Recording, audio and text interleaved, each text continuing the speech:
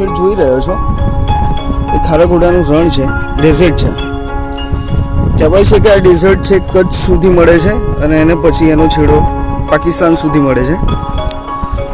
આપણે ખેતી જે ધાન ઉગે છે એની ખેતી ખેતરમાં થાય છે બધાને ખબર છે, પણ કદાચ જ કોઈને ખબર હશે કે મીઠાની પણ ખેતી થતી હોય છે. આજે પાછળ જે પાણી ભરેલું દેખાય છે તમને એ મીઠાની ખેતી માટે ભરેલું છે.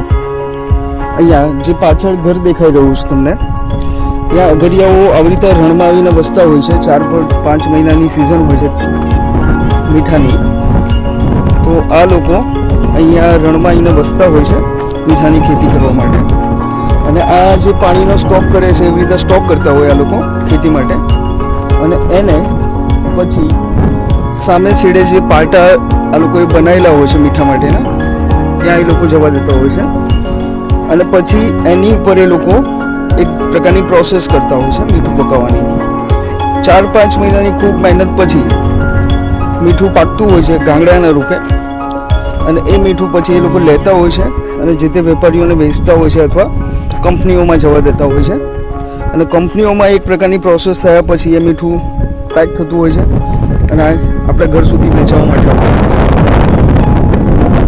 તો મીઠું આપણને લાગતું હોય છે કે 2-4 રૂપિયાની થેલી આવતી હોય છે અને મીઠું એકદમ ઇઝી પ્રોસેસથી થતું હશે કદાચ, પણ એવું બિલકુલ નથી.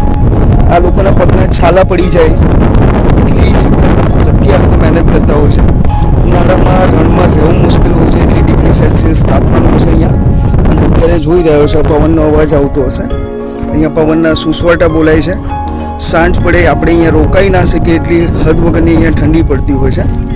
અને અત્યારે તો આ સોલર પેનલ ને એવું બધું અહીંયા સુવિધા થઈ ગઈ છે, તો આ લોકોને લાઇટ્સ ને એ બધું મળી રહે છે.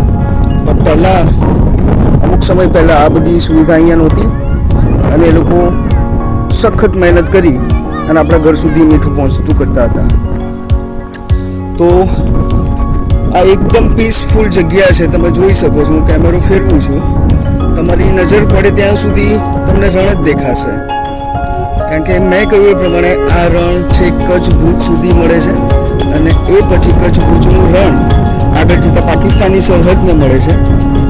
આ લોકેશન અમદાવાદથી 80-90 કિલોમીટર સુધી છે અને ફેમિલી સાથે તમે આવશો તો તમને અવશ્યપણે બહુ મજા આવશે. કેમ કે જે પાછળ સુરત દેખાઈ રહ્યો છે તમને, એ જેમ જેમ સાંજ ઢળશે એનો વ્યૂ બદલાશે અને એકદમ સેફ્રોન કલરનું સુરત થઈ જશે. જે લોકો પૈસા ખર્ચીને માઉન્ટ આબુ જતા હોય છે સનસેટ જોવા માટે, એની મજા તમે અહીંયા રણમાં માણી શકો છો.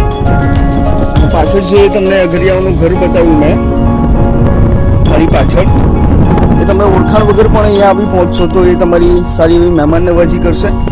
અને એની એક ફેમસ એ લોકોની ચા છે જેને એ લોકો બ્લેક ટી કહે છે, એ તમને અહીંયા પીવડાવશે.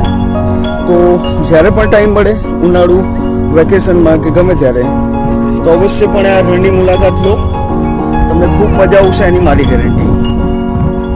Thank you so much.